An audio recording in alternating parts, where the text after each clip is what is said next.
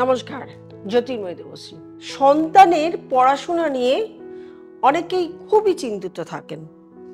একটা দুঃখের সঙ্গে জানাচ্ছি, চিন্তিত থাকেন ঠিকই, কজন যে সন্তানকে নিয়ে একজন ভালো অভিজ্ঞ অ্যাস্ট্রোলজারকে দেখান সেটা নিয়ে কিন্তু জিজ্ঞাসা চিহ্ন আছে। ভাবেন এখন তো সন্তান পড়াশোনা করছে না, বড় হয়ে পড়াশোনা করবে। কিন্তু কিছু ক্ষেত্রে দেখা যায় আপনার যে পড়াশোনার ভিত নিচু ক্লাস থেকে যদি সঠিকভাবে না শিখতে পারে, বড় ক্লাসে গিয়ে ভালোভাবে সেটা প্রয়োগ করতে পারে, সেক্ষেত্রে কিন্তু প্রবলেম হয়ে দাঁড়ায়। আমার কথার মানেটা এটাই হলো, যারা নিচু ক্লাসে পড়ে 1, 2, 3, 4, 5, তাদের যদি পড়াশোনাটা সেই সময় আমরা ঠিকমতো এডুকেশনটা না দিতে পারি, তাহলে যত উঁচু ক্লাস হবে পড়াশোনার চাপ বাড়বে, তাদের রেজাল্টটা খারাপ হবে, মাধ্যমিক স্ট্যান্ডার্ডে গিয়ে রেজাল্ট খারাপ করবে, ভালো সাবজেক্ট পাবে না, ভালো সাবজেক্ট না পেলে হায়ার স্টাডিজে গিয়ে প্রবলেম হবে, ভালো এডুকেশন হলো না, সে ডাক্তার হলো না, ইঞ্জিনিয়ার হলো না, বা কোনো পিএইচডি করা, আজকাল তো পিএইচডি, ডাক্তার, ইঞ্জিনিয়ার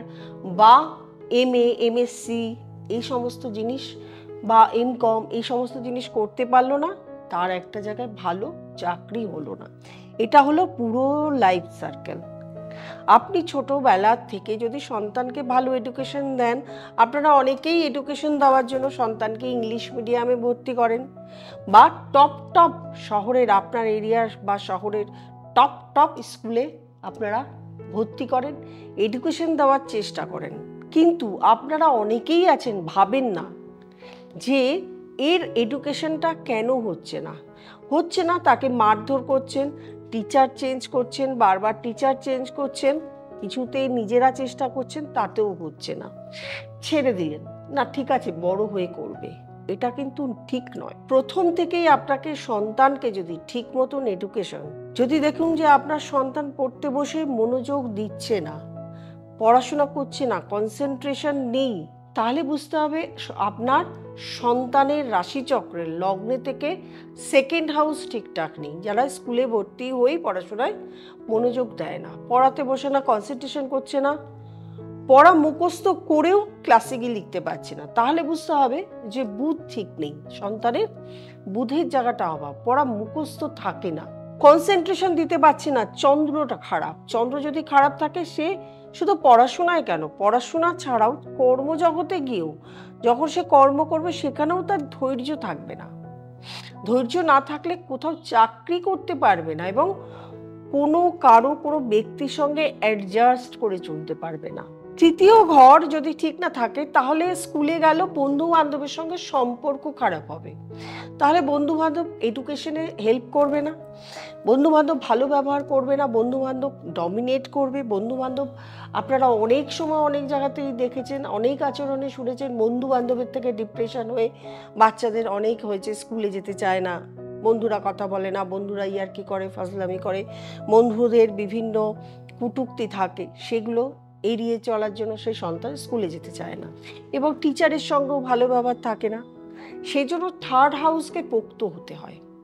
সেকেন্ড হাউসে থেকে কথাবার্তা, যদি কথাবার্তা কীরকম, ধরুন সন্তানকেও যদি কেউ কিছু বলছে, টিচার যে বলছে, পড়া বোঝাচ্ছে, সেটাও কিন্তু বোঝার মতন ক্ষমতা থাকে না সেকেন্ড হাউস থেকে।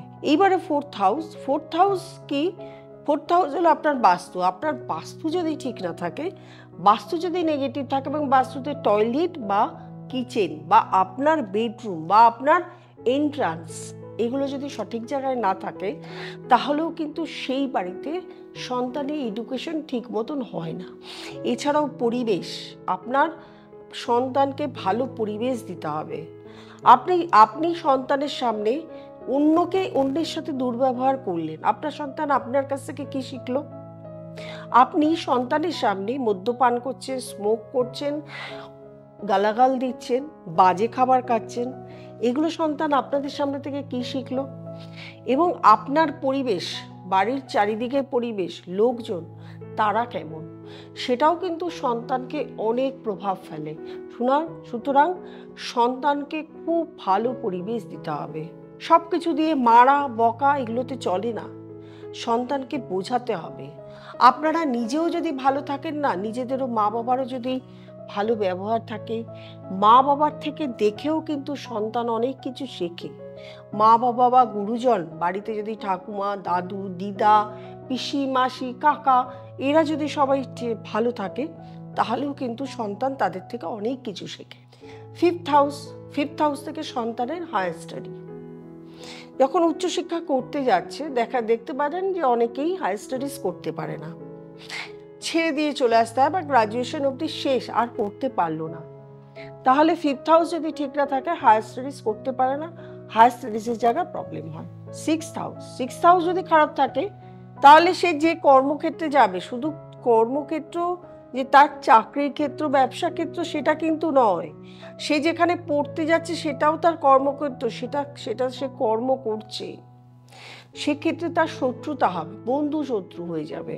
সেভেন্থ হাউস থেকে দাম্পত্য জীবন, অর্থাৎ ব্যবসা, চাকরি, দাম্পত্য তিনটে জীবন আমরা সন্তানের সেভেন্থ হাউস থেকে দেখি।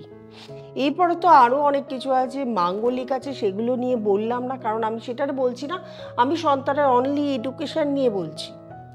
এইথ হাউস সন্তানের শরীর, যদি শরীর খারাপ থাকে তাহলে সে পড়াশোনাতে এগোবে কি করে? তার অষ্টমপতি চলছে, তার ঢাইয়া চলছে, তার সাড়ে সাতি চলছে, বা তার রাশি বা লগ্ন থেকে দ্বাদশপতি দশা চলছে, বা বদ, বিপদ, পত্তারি এগুলো কোনো গ্রহের দশা চলছে, তাহলে তো সন্তানের পড়াশোনায় ভালো হবে না। নাইন্থ হাউস হচ্ছে ভাগ্যের জায়গা। যদি ভাগ্যই ঠিক না থাকে, অতি পরিশ্রম করেও কিন্তু ভাগ্যের জায়গা ঠিক থাকবে না। সুতরাং নাইন্থ হাউসকে আমাদেরকে দেখতে হবে। তারপরে 10th house, 11th house, 12th house তো আছেই, সেগুলো চাকরি করলে 10th হাউস, 11th হাউস দেখা হয়। এছাড়াও 12th হাউস হচ্ছে আমাদের শরীর খারাপের জায়গা, মেডিসিনের উপর ডিপেন্ডেবল হসপিটাল, সেগুলো 12th হাউসে যদি খারাপ থাকে, সারা জীবন যদি রোগে ভোগে, তাহলে পড়বেটা কখন, পড়ার এনার্জিটা কি করে পাবে, এগুলো কিন্তু দেখতে হবে। কিছুদিন আগেই আমার কাছে একটি বাচ্চা এসেছিল, তার কথা স্মরণ করেই এই প্রোগ্রামটা করলাম। ছকগুলো যখন দেখি তখন তো মাথায় ঘোরে যে কি নিয়ে প্রোগ্রাম করব। তার 8th হাউস খারাপ ছিল, এবং সেই ছেলেটি চেহারা ক্লাস 8-এ পড়ে, তাকে দেখে মনে হচ্ছে ক্লাস 3 পড়ে, তার চেহারাটাই এরকম। আমি তো সন্তানকে দেখেই অবাক হয়ে গেছি, ক্লাস 8-এর ছেলে, আর কোনো গ্রোথই হয়নি, শারীরিক কোনো গ্রোথ হয়নি, পেটের রোগে সবসময় ভোগে, গ্যাস অম্বলের রোগে ভোগে, এবং পেটে নিশ্চিত কোনো সমস্যা আছে, তারা কোনো রকম টেস্ট করায়নি। আমি তাদেরকে বলেছি অবশ্যই কোনো ডাক্তারের কাছে গিয়ে টেস্ট করাবেন, ওর নিশ্চিত কোনো সমস্যা আছে, না হলে তার এই শরীরের কোনো গ্রোথ হয়নি। যে ক্লাস 8-এর পড়া সন্তানকে লাগছে ক্লাস 4-এর পড়া। সুতরাং এই যে পুরো গ্রহ চক্র, আমরা জন্মানো থেকে মৃত্যু অবধি প্রত্যেকটা গ্রহ চক্র কিন্তু আমাদেরকে কাজ করে, কেউ ভালো কাজ দেয়, কেউ খারাপ কাজ দেয়, সেটা তার দশা অনুযায়ী, তার নবতারার কোন গ্রহ আছে সেই অনুযায়ী, তার পজিশন অনুযায়ী সমস্তটুকু ডিপেন্ড করে একটা গ্রহচক্র। সুতরাং যদি সন্তানকে নিয়ে ওয়ারিড হন, সন্তানের এডুকেশন চান, সন্তানের শরীর ভালো চান, সন্তানকে হায়ার স্টাডিজ করতে চান, একটা ভালো ব্যবসা বা একটা চাকরিতে ঢোকাতে চান, তাহলে অবশ্যই দরকার সবসময় একজন জ্যোতিষের সাথে সবসময় পরামর্শ নেওয়া, কি করে সন্তানের ভালো হবে, পরবর্তী লাইফ তার ভালো কাটবে। এবং কোনো শরীর খারাপ হলে অবশ্যই ডক্টরের সঙ্গে সবসময় কমিউনিকেট করা, ডক্টরের সঙ্গে গিয়ে দেখানো। দুটোই যদি একসঙ্গে থাকে তাহলে কিন্তু আপনাদের সন্তানের সবসময় ভালো খারাপ কখনোই হবে না। অবশ্যই আমি বারবার করেই বলবো, সন্তানকে ভালো পরিবেশ দিতে হবে, আপনাদের গার্জিয়ানদেরও খুব ভালো থাকতে হবে।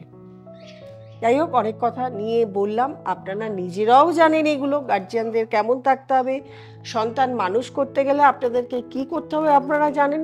তা সত্ত্বেও আমি আমার দিক থেকে চেষ্টা করলাম যে নিজেদেরকে কিভাবে ভালো রাখবেন। যারা দেখাতে চাইছেন তারা নিচে স্ক্রলে যে নাম্বারটি আছে সেই নাম্বারটিতে ফোন করবেন, বুকিং করবেন, চেম্বারে চলে আসবেন। আর যারা অনলাইন দেখাতে চাইছেন, অনলাইন কনসালটেশনও রয়েছে। আর যারা নতুন প্রোগ্রাম দেখছেন তারা অবশ্যই সাবস্ক্রাইব করবেন, লাইক করবেন, কমেন্ট করবেন, শেয়ার করবেন এবং নোটিফিকেশন অল বেলটি প্রেস করতে ভুলবেন না। প্রত্যেকে ভালো থাকবেন, আনন্দে থাকবেন। নমস্কার।